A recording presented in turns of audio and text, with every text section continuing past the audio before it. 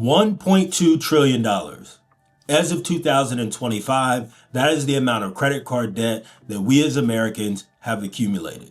And if you dig a little bit deeper, then you'll see that the average U.S. citizen has roughly $6,000 worth of credit card debt. Now, when you start to put all those things together, then you start to understand of how much of a crisis that we truly are in. So in today's video, I'm going to be going over how credit card debt can prevent you from being able to actually get ahead financially. Now, before jumping in, let's go ahead and take a quick look at this. This is the first time credit card debt has topped $1 trillion in America. That amount includes both revolving balances and balances paid off at the end of the billing cycle. Consumers are increasingly reliant on credit cards to finance purchases of everyday goods and services, and that's because they're just getting a lot more expensive. At the same time, their wages are not increasing at the same pace as inflation. If you've been watching my channel, then you know that I've talked about being in credit card debt in my 20s.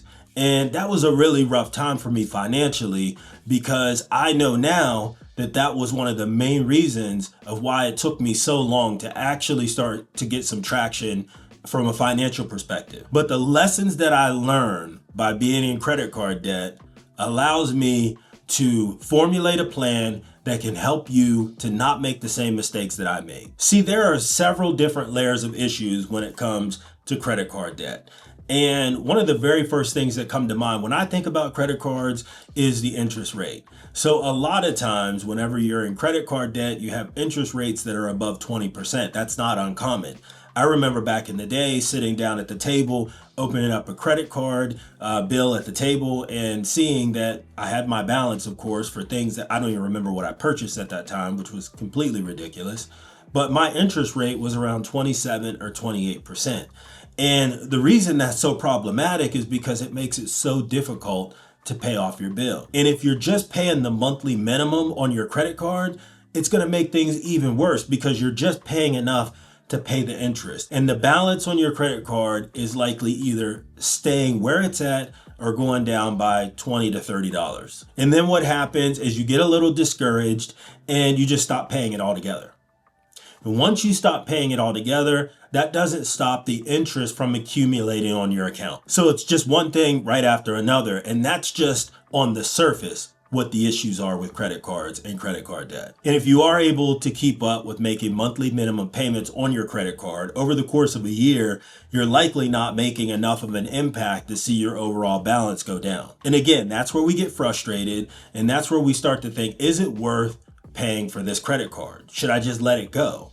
And if you do that, then you get to the next layer of issues, which it starts to impact your credit score. Now, once you become delinquent on a credit card and it starts impacting your credit score, by the time you reach your late 20s into your early 30s and you want to buy a house, it's going to impact your ability to do so. And if you are able to qualify to purchase a house, but your credit score is a little shaky, you're going to get one of the worst interest rates possible in order to buy that home. If you're looking to buy a car and your credit score is a little suspect, you're going to be paying much more interest on buying that car. So if we start with the initial issue of having that credit card, which allows you to buy things that you don't even need, and it's likely to do so to impress people that you don't even like. And then you have an egregious interest rate, and it's likely over 20%. And you're paying the monthly minimum, which is doing nothing to the overall balance on your credit card. And if you stop paying, then it's ultimately going to impact your credit score, which is going to impact your ability to get the best rates whenever you need to borrow money. See what I mean? It's just layered here. You layer in issues every single time you start to get yourself in credit card debt. And this is a cycle that continues to go on for so many people. And a lot of people start to lose hope because they don't know what to do. They don't know how to get themselves off of that hamster wheel. I call it a hamster wheel. Being on that credit card wheel to where you're paying your monthly minimums, you're trying to keep up with it, but you can never get ahead. And no matter what you do, what you try, your situation never changes. So I'm going to give you a couple practical things that you could implement today to get yourself on the path to getting out of this paycheck to paycheck cycle and get rid of that credit card debt forever. So the very first thing that you want to do is you want to cut up those credit cards. If you've got credit cards, get rid of them, stop using them. I don't care if you say that you need a credit card, you could be disciplined with just one card. It's not true, because if it was, you wouldn't be in credit card debt right now, right? Let's be real with ourselves here. Step one is being real with yourself. Get rid of the cards. The second step is going to be to call each one of those credit card companies and try to negotiate a lower interest rate on your credit cards. Now, a lot of people either don't think about this or they don't think that it's something they can do, but I can guarantee you that almost everything in life is up for negotiation.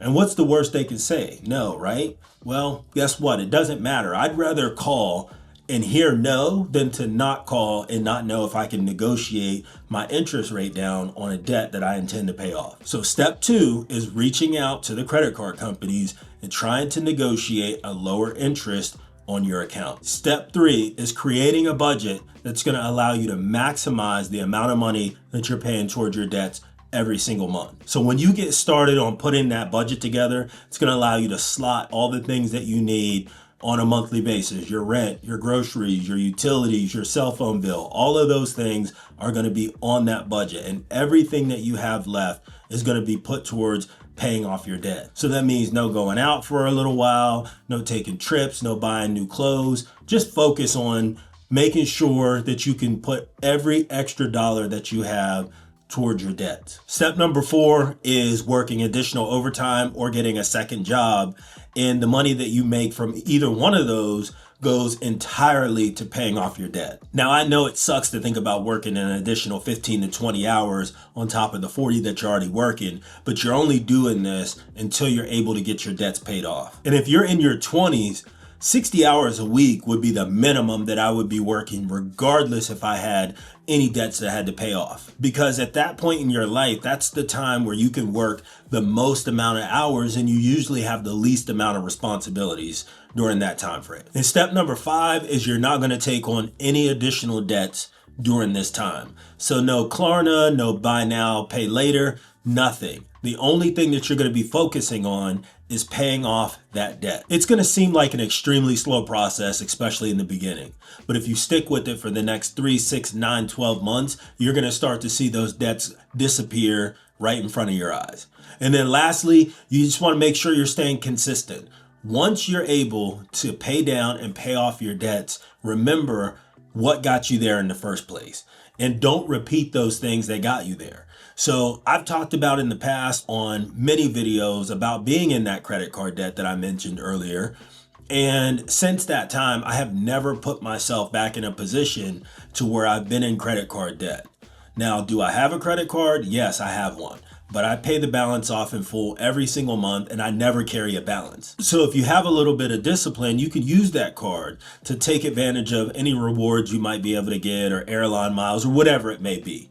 But at the end of the day, you just want to stay consistent and stay focused on not putting yourself back in a position to where you're going to be paying off debts for the rest of your life. So now that you paid off all your debts and now you've got this extra income, and you need to decide what you want to do with it.